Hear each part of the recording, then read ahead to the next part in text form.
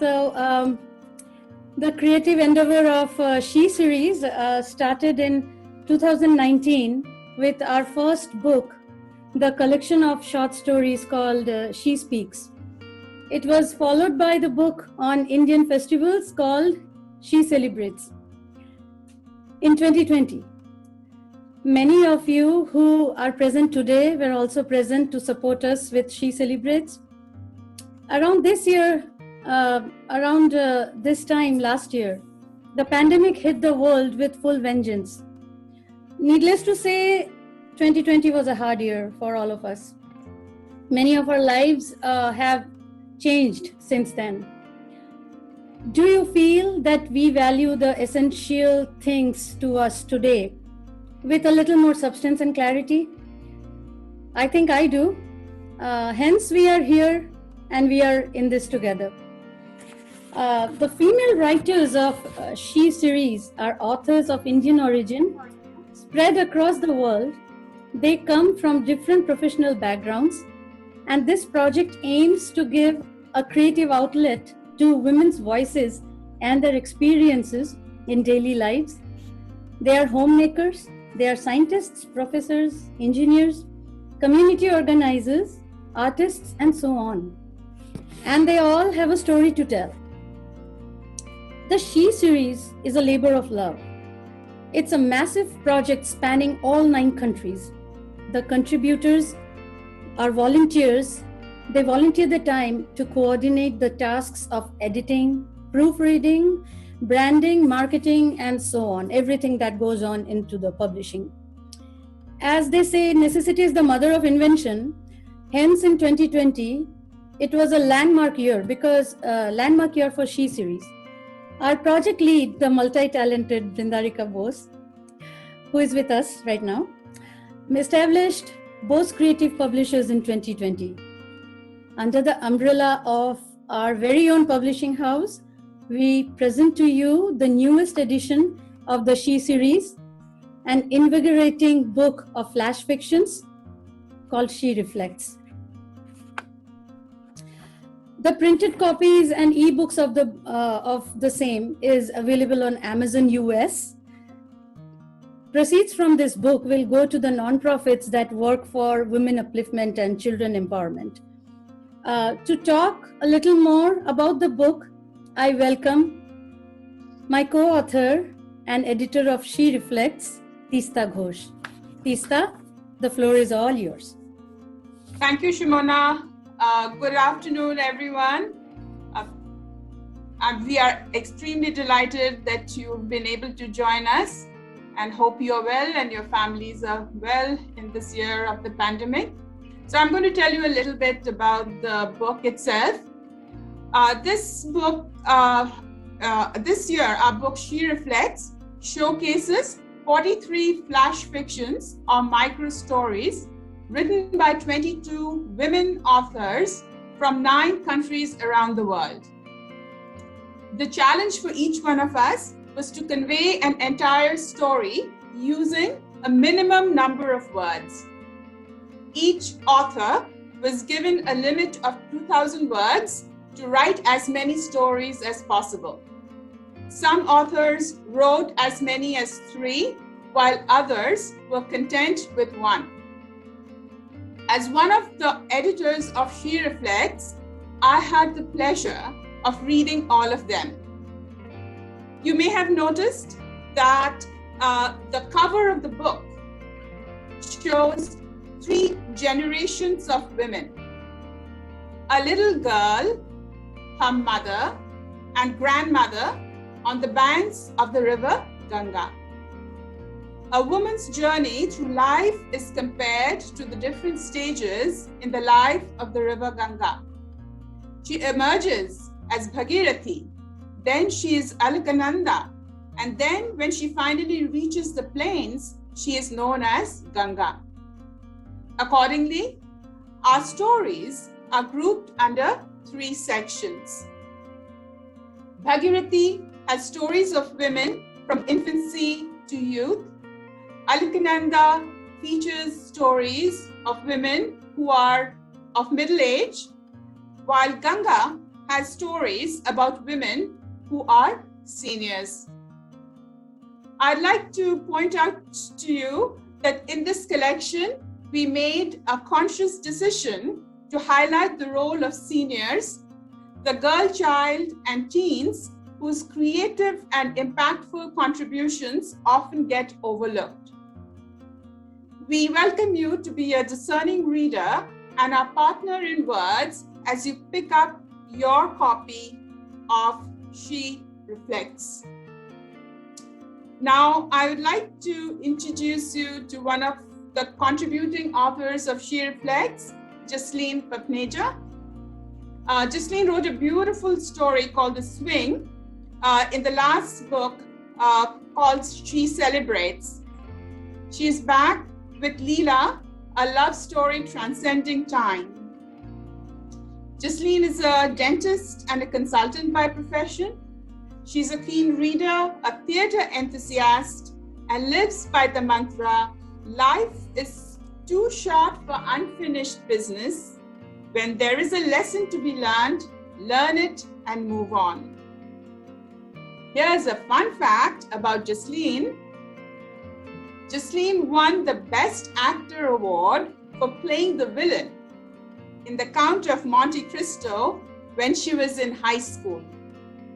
So do any of Jasleen's friends know about this? I bet not.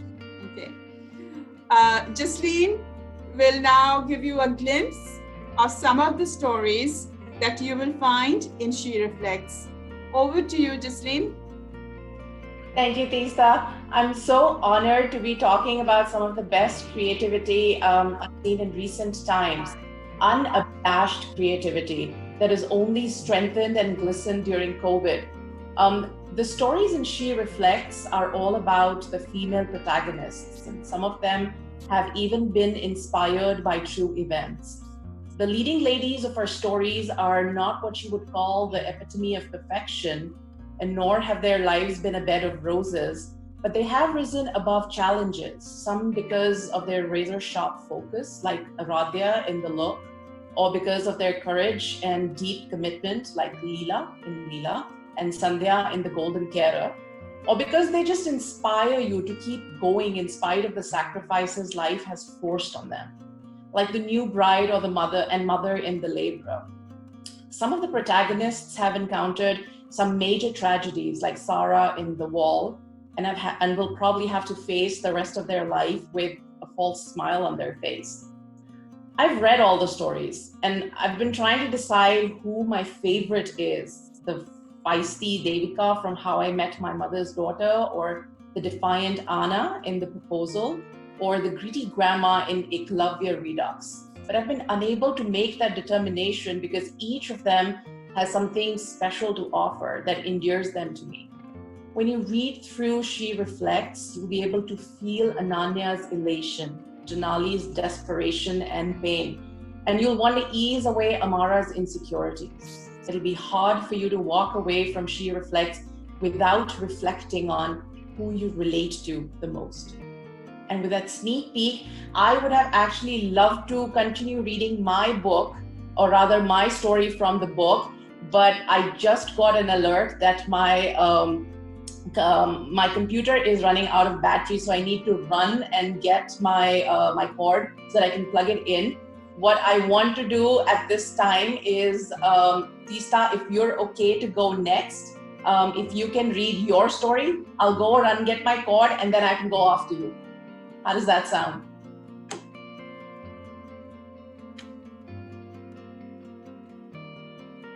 Teesta, you're on mute. If you could just get yourself off mute, that would be great.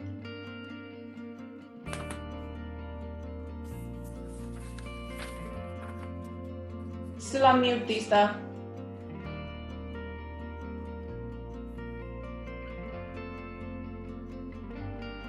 Actually, Sumona, if you want to go next, let me quickly introduce you. And while we have Teesta figure out how to get off mute, you can read through your story, and I'll be right back. Okay, sounds good. Okay, so let me quickly introduce you. Sumona has been connected with She series and its project since its inception. She contributed her short stories, A Journey to Remember in She Speaks and The Spirit of the Land in She Celebrates. She's back with 3 flash fiction stories in She Reflects, The Overbridge, The Blue Ridge Mountain, and The Proposal. Sumona manages the HR and operations of a consulting company that she co-owns. Her lifelong interests reside in poetry, music, and creative writing. She dedicates her time volunteering for social causes additionally. And here's a fun fact about Sumona, that she made by hand over 600 masks for the frontline workers in Children's Hospital during this time. And with that, let me turn it over to you, Sumona, while I run, grab my cord, and be right back. Thank you. Thank you, Jasleen. Yeah, no worries. Go get your cord, and then we can pick up from there. By that time, while Jasleen is looking for her cord, I will read the story I chose. So I'll be reading the flash fiction called Alaknanda's Heidiland, and it's from the section of the book which says Alaknanda. It's written by Brindarika Bose, and she lives in Zurich, Switzerland. So let's go on the journey with a woman who is not only a mother and a wife, but also a reader and a daydreamer who reconnects with herself in the tiny village of Heidiland. So here comes. It's a short story. It won't take more than 3 minutes probably. So Alaknanda's Heidiland by Brindarika Bose. Alaknanda had insisted on sitting outside the cottage. They were visiting Heidiland in Switzerland, surrounded by pristine alpine valleys and deep blue lakes. Her husband had a project in Zurich for 6 months. Hence, Alaknanda and her daughter both had moved to New York to accompany him in this beautiful country, which was like a dream come true.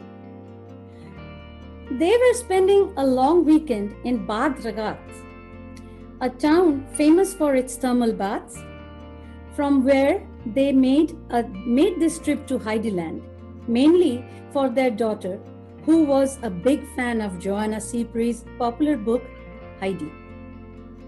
As Alaknanda's daughter and husband entered the souvenir shop, which also had a tiny post office inside, she kept aside her mobile phone and sat on the wooden bank to enjoy the panoramic view. Few goats with tiny brass bells strolled nearby, peacefully munching on alpine grass. Alaknanda imagined Peter sitting on a rock here nearby, waiting for his friend Heidi while keeping an eye on his herd of goats. The tiny village Heidiland had come to life because of the famous novel Heidi, which Joanna Cipri had written in 1881. She had finished writing it within 4 weeks, when she was about 53 years old. Alaknanda had written a long essay about the author Joanna Cipri during her college days. Hence, when she was majoring in English literature, she knew that Joanna had dedicated her entire life to writing and to charity after her husband and son had passed away. The book Heidi was all about an orphan girl who lived with her grandfather in the Swiss Alps. It is said that Joanna Cipri's novel was based on the real-life adventures of Heidi Thaler, who grew up near Chur in Swiss Alps. Joanna would spend her summers near the village of Mainfeld around that time. The book's strength lay in its depiction of the complicated relationship between nature and mankind, urban and country life, freedom and life, and the feeling of homesickness of its displaced characters. Just like in Heidi, Alaknanda felt that she too was having a hard time coping with the city life of New York. She missed the hills. She had grown up in Darjeeling, a Himalayan small town in India. After shifting to New York, she would often stand near her glass window and look out of her apartment in search of a hilltop. But only a concrete jungle would tame her eyes. Looking at the Alps, she felt as if several knots inside her were slowly untying. Alaknanda's 5-year-old daughter was a big fan of Heidi. She would ask her mother almost every night to read the book before sleep. Whenever Alaknanda read that book, her daughter could feel the shift in her mother's mood. Each time she flipped the pages with the beautiful alpine illustrations in aquarelle, her mother's expression too would turn softer. After a while, Alaknanda spotted her daughter, coming out of the souvenir shop with a plastic packet. She had an overwhelming feeling that this place with this moment would shift something forever in her life. Alaknanda's daughter came running towards her, brimming with excitement, and planted a kiss on her cheek. Then she handed out to her a diary with Joanna Cipri's photo on it, and rather confidently demanded, "Ma, do you see Heidi's image on the cover of this diary? Well, this is for you, and I want you to write for me a story every day. Will you do that for me, Mama?" Her husband chipped in with an indulgent smile. How about a sequel? When an Indian Heidi, who grew up in Darjeeling, came to visit Switzerland. Alaknanda clutched her precious gift and smiled at both of them. She gathered her things and got ready to leave. The hills and her imagination both were coming alive. A story, a character was not far away.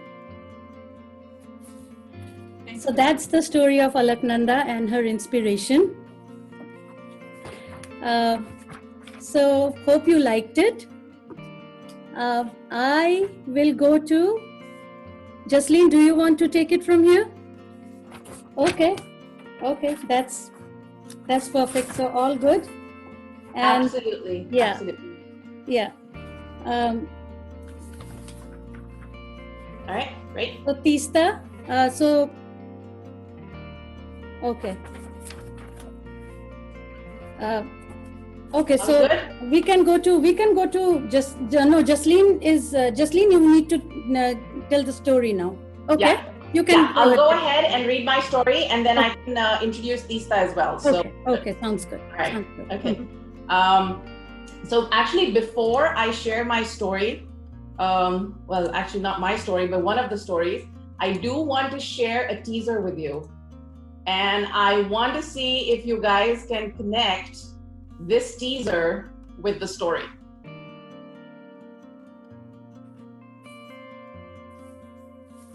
Okay, I'm up. All right, so I'm going to go ahead and start reading The Look by Ashwati Menon, who lives in India. So here goes. Frappe was an integral part of their young days. With Sarthak and his family moving out of the city, Frappe had lost all its meaning. "To Frappe's, please," ordered Aradhya, smiling. When Sarthak informed Aradhya of his visit to Mumbai, she was ecstatic and wanted to relive all the moments that they had shared as best friends in college. So here they were at Uncle Manny's Cafe, their first stop. The cozy cafe with a tall bookshelf had a quaint charm to it.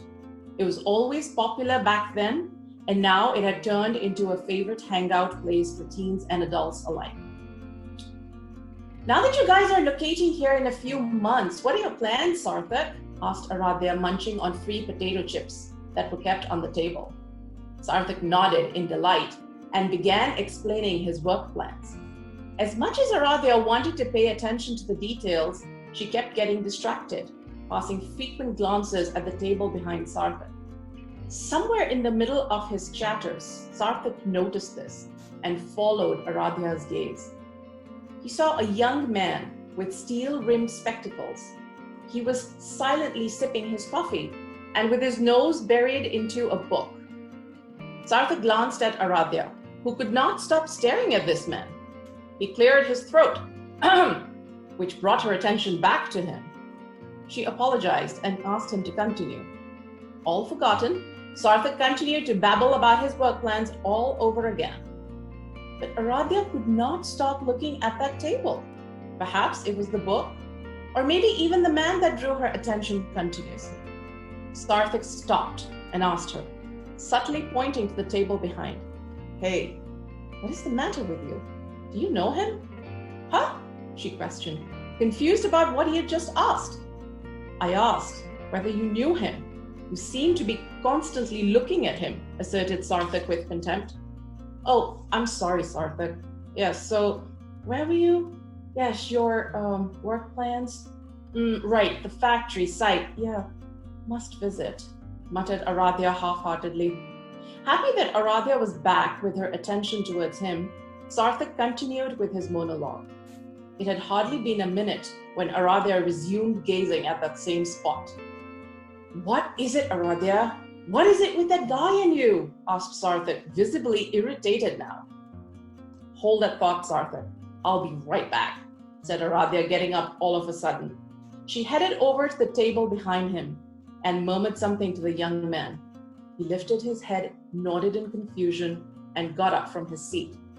Aradhya jumped and picked up the unsolved Rubik's Cube from the shelf behind and began solving it. In 15 seconds flat, she victoriously placed the solved cube back at its spot and walked towards Sarthak, all relieved and smiling ear to ear.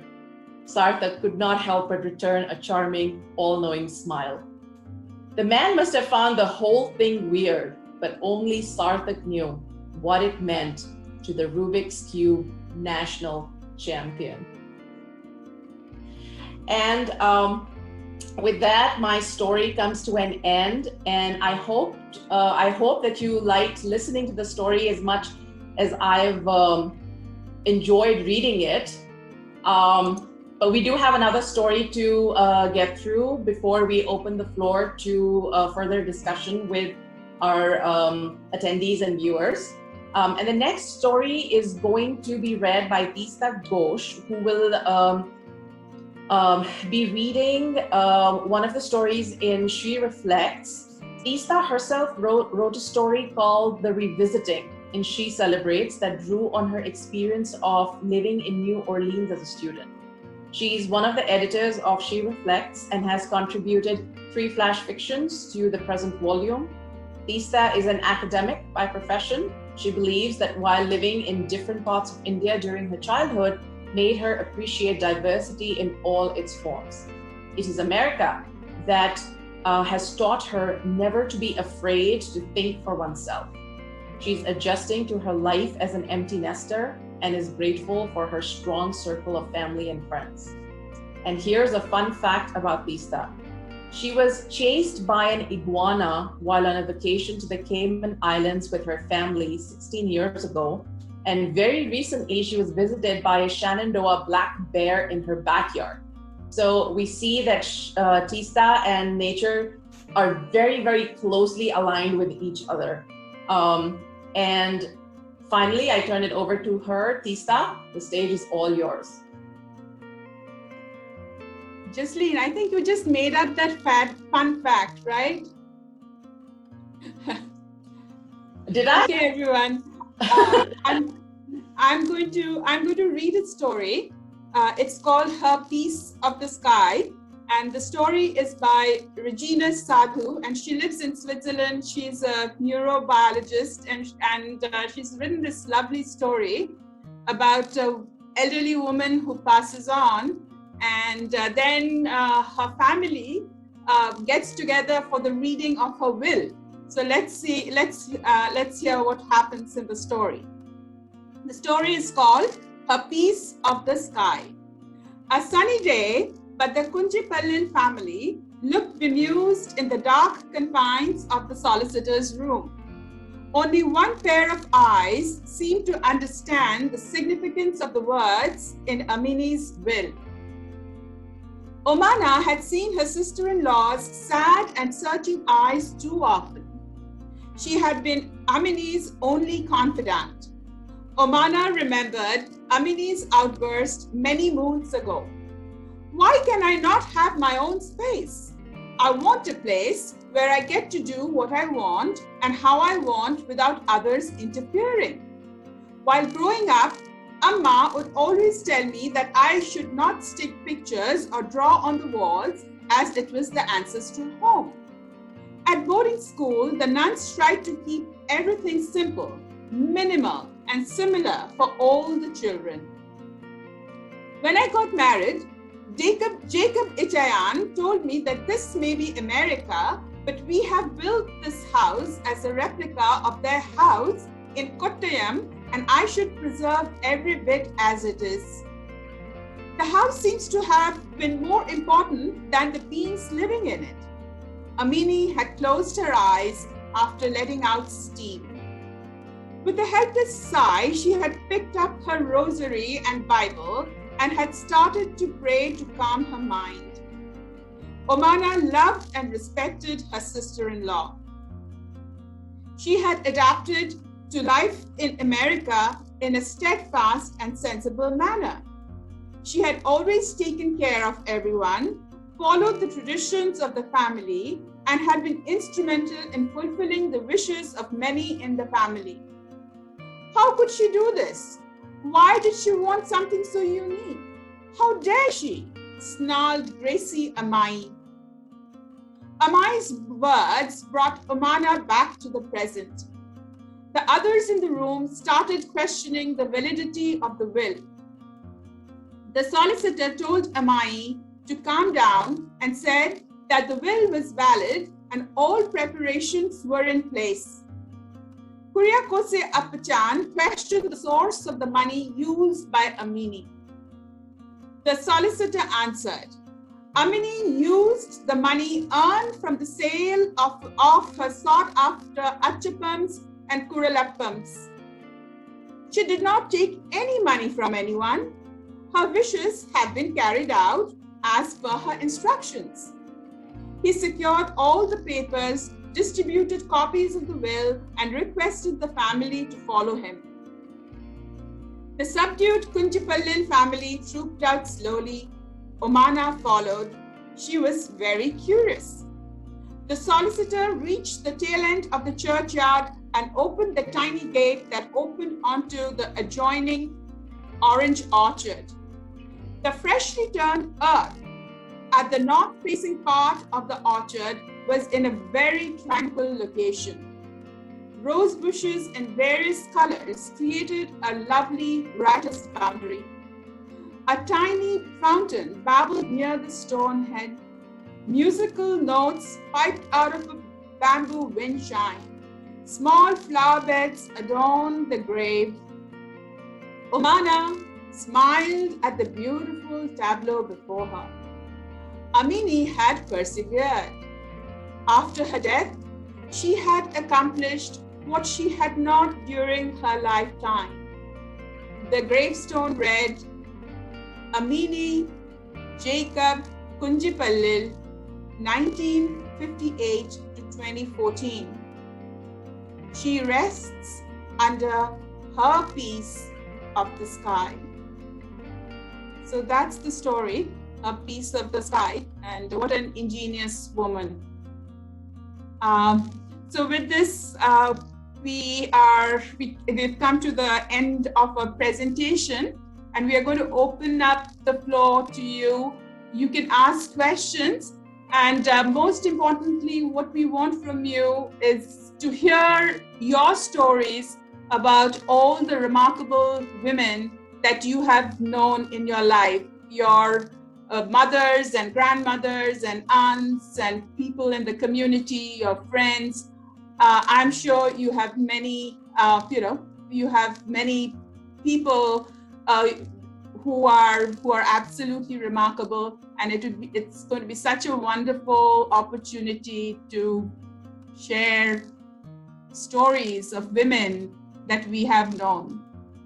So without ado, I'm inviting you to ask us questions and also to tell us your stories. That's why we're here.